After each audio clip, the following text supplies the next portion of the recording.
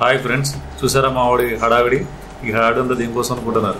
Ram Charan movie Game Changer సినిమా T-shirt ఇప్పుడు మేము తయారు చేస్తున్నామండి. ఆ టీషర్ట్ మా వాడు వేసుకోవాలని తహతహలాడిపోతున్నాడు. మా వాడు ఒకడే కాదండి, తన అభిమాన హీరో టీషర్ట్ వేసుకోవాలని ఎంతోమందికి ఆశగా ఉంటుంది.